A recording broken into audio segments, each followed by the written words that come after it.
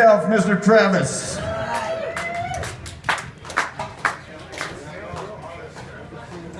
That's right. How y'all doing tonight? Doing good? Hey, welcome to President's Day. Oh, the Ford's Theater play, right. It was fantastic. Well, I am, of course, dressed up for President's Day. I was sure shocked when I got here and nobody else was dressed up as their favorite president. Billy Carter? No, Billy Carter. He wasn't a president, he was just a drunk brother. He had his own beer. He did have his own beer. Anyway, I'm dressed up like, of course you recognize me, I'm George Washington. Hey, if you don't believe me, go look at Mount Rushmore, I'm right up there. You just go out there tomorrow and look up there and there's a guy that looks like me, that's George Washington. What is he famous for? Cutting down a cherry tree? I can imagine how that would go if it happened today. George, don't be cutting down that cherry tree. Mom, I'm not going to lie to you. I already cut the damn thing down, and if you don't shut the hell up, I'm cutting down the apple tree too. Bitch. Right. Kids. Well, right. Well, everybody probably knows who I am. I'm an actor around here. I play Wild Bill Hickok most of the time when I'm not Abraham Lincoln. But, you know, I'm getting old. I had a birthday just like Abraham Lincoln did. And I'm getting to the point of age where everything takes longer to heal and everything like that. And you got to go to the doctor and see them more often. And then, you know, a cougar now to a guy my age, that's pretty much just an old decrepit house cat, isn't it? But, you know, it does take longer. Everything, if you work out, not that I ever work out, but if you do, it actually takes longer to heal. You get sick, it takes longer to heal. You go to the doctor, and they always want to stick things in your butt. And you know what I think would be a great idea? That they should invent a machine where you can actually look at a guy's innards without sticking anything in his butt. They have that yet. I'm afraid to go. Well, actually, did anybody know that Burger King guy from the Burger King commercial? The guy with the really tiny hands? Donald Trump? Yeah, right, Donald Trump. the Burger King guy, though, he had those tiny little hands. He couldn't even hold a cheeseburger. He had to get his friend to hold his cheeseburger.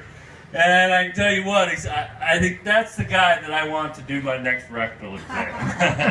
Because after Dr. Kielbasa, I could take that guy all the way up to his elbow. Gross. Right. But I get seen by a lot of people. That is a shitty joke. I get seen by a lot of people here, and people seem to think that I look like other people. Everybody says like Howard Stern. I don't know if I get that one or not. Chris Robinson from the Black Crowes. I get that one every once in a while. I get Adrian Brody. People call me that all the time. Pinocchio. Right. I think now I went through all the big-nosed, skinny guys that ever made it famous. Anyway, that last guy, Pinocchio, fuck, with all the misconceptions about guys with big noses, everybody that I meet automatically assumes I'm a big dick liar. when we all know that that's not true, or at least half of it.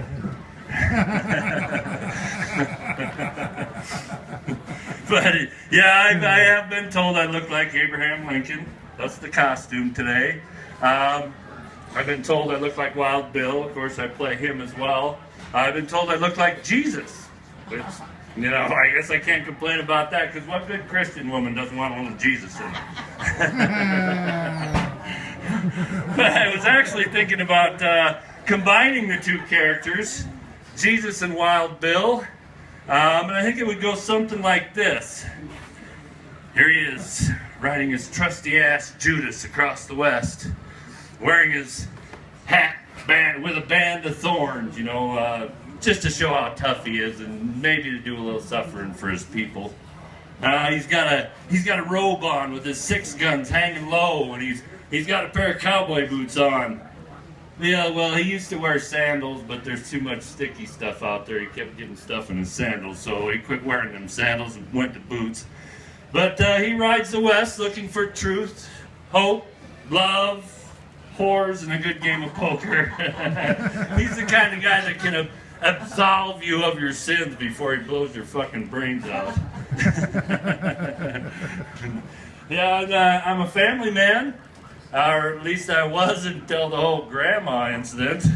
Yeah, well, grandma, she was getting up there. She was in her 90s, and she was having a hard time getting around, and she looked really depressed all the time, so I thought I'd do something for her, and I took her out to get her euthanized. Turns out that isn't what that means at all. Yeah, I know. I thought euthanasia was something that they were doing over there in them foreign countries. You know, just to make yourself feel a little better. Turns out it's not. I have a couple kids. I won't pick on them too much. I won't name any names. I don't know if any of them are here or not. So, well, you know, like I said, I won't pick on them too much. But when they reached puberty, I swear, my electric bill, my gas bill, and my water bill all went up by about 3 times. Them motherfuckers were taking 5 showers a day. I had to fucking find one of these. One day I had to beat on the door and go, "Hey, everybody knows what you're fucking doing in there, and I can't afford for you to beat off all the time. Fuck, it's costing me fucking $300 a month in cream rinse." That's not funny. So, thanks for identifying yourself, son. Well, so he finally quit going into the shower all the time and decided to do it in his bedroom. And we walked in on him one day, and of course everybody was all, "Oh my God, what's he doing? Well, what would Jesus say?" And I said, "Well, hold on, let me take this one. I think I've been to church a couple times. I kind of a history buff. I know the time period and everything. Let me see if I can figure out what Jesus would say on this one." He would go up to him, put his hand on his shoulder and say, "Son, you're almost 12 years old. You shouldn't be doing this yourself anymore. Come on, you gotta be going out and finding somebody to do this for you, a wife or something. God, you're almost 12. It's the first century, for Christ's sake." Well,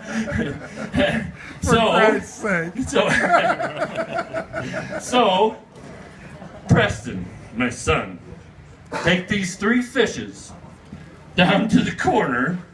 It's the one with the red curtains in the window. It's a Madame Magdalene's. Tell them Jesus sent you. I was paying fish. I see a lot of fish down there. No, it actually kind of smells like fish in that place.